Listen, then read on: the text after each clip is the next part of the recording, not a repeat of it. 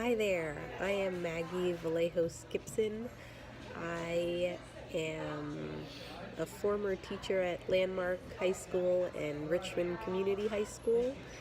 And in both places, I had advisory families, and I'm making this little video for Charlie because he was an amazing teacher that I taught with at Landmark. And I hear you guys are debating having advisories. I keep calling them advisories families. In Landmark, we called it advisory. In Richmond Community, we called it our families. Same concept, same thing. So yeah, I'm going to talk to you about some of the pros, some of the cons, and the biggest takeaway is that I strongly recommend it. I thought it was incredibly beneficial in both schools. There were some pros and there were some cons, so I just wrote some notes to kind of go over all of that with you guys. So again, I experienced it 2 times at 2 different schools. My first school, Landmark High School, was a Title I school for socioeconomically disadvantaged children, and our kids came with issues, and I think that's kind of everywhere. Teenage years are tough. There's also Richmond Community High School. It was a magnet school.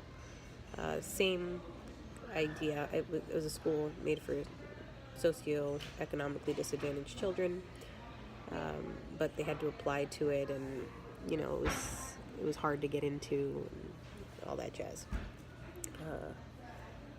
But I taught an advisory / family in both of them. At Landmark High School, I was a kind of a brand new teacher. I had taught in the Peace Corps before, so I had experience teaching, but I didn't have any experience really teaching an advisory.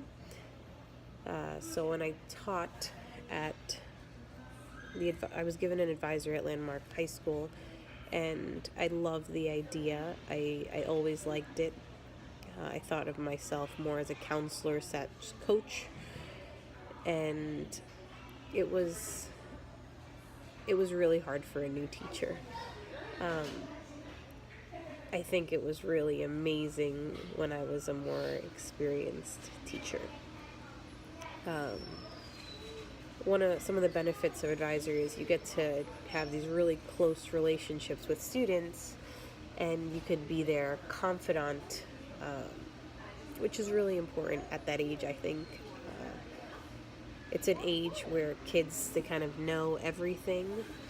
So if you can be an adult point person that can maybe guide them or just kind of help them through this tumultuous time of maybe making better decisions or giving them the skills in their toolbox to make better decisions, which you do with, we would have talks in our advisory. One day would be like a debate on, some hot topic debates, and when you give kids those skill sets to debate these things and kind of see other perspectives, I think that's a really important thing, especially at that age.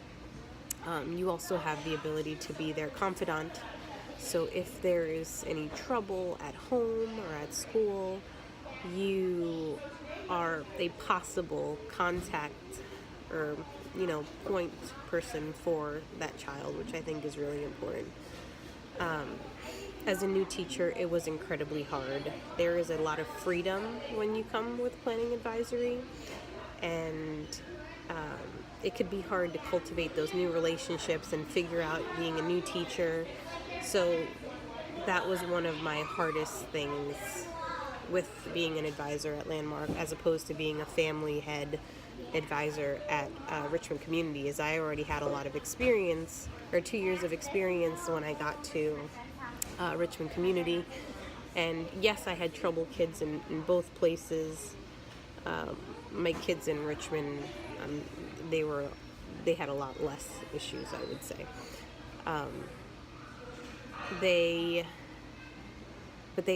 They both my kids, I'm still very close with a lot of my advisees that I taught at Landmark, and I'm very close with a lot of my advisees that I taught at Richmond Community. So that was really nice, and it's really nice to hear, to help them with college stuff, to help them with high school stuff. I think advisory is really important. I think it should start in middle school personally, because again, kids are at that age where they know everything. Talking becomes harder, especially now with technology. All kids, I don't know. I think it's an important thing to have a place where you have open discussions and just kind of free discussions. So, and activities and close things. I mean, there was like the warm and fuzzies too on Valentine's Day, making crafts, Christmas time, gingerbread houses. But the nitty gritty is,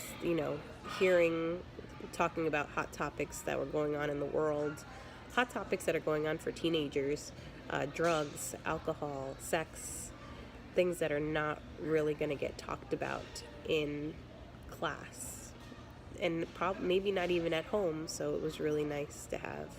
It's hard, but it's nice to have that outlet at school for them. My advice would be, if you have a new teacher, to kind of have them be under watch of an experienced teacher.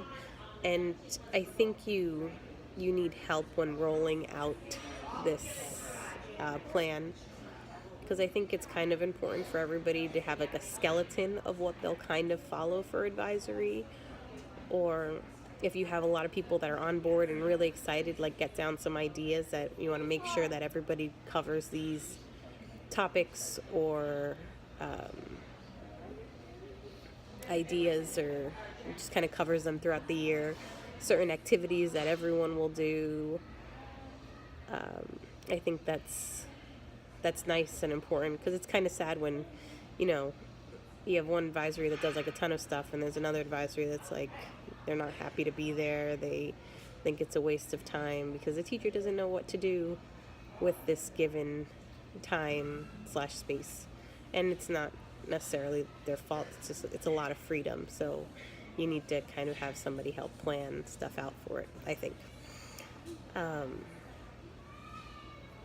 All in all, I think it was an asset. I think it was a super important thing to have. I loved doing it. My first year was really rough. My second year was a lot better when I was at Landmark. And then I moved to Richmond, Virginia.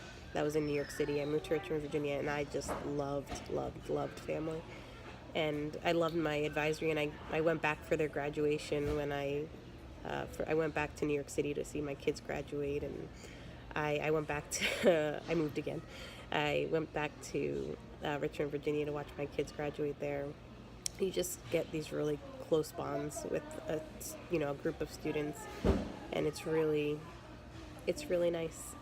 I think it's an important time in their lives to have something like that, and I don't know, I wholeheartly recommend it. I hope you guys implement it. I am Dominican.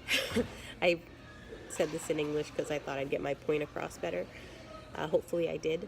So I wish you guys all the best of luck. I am open to any questions or concerns you guys may have. Feel free to contact me. I'll send Charlie all my contact info, but I wish you guys the best of luck, and I hope you guys have a successful advisory program at your school, or family program. Quite personally, I preferred it being called family, because that's what I saw it as, is it was your family at school. So hopefully that helps, and I hope you guys all have a great day. Happy New Year, and good luck. Bye.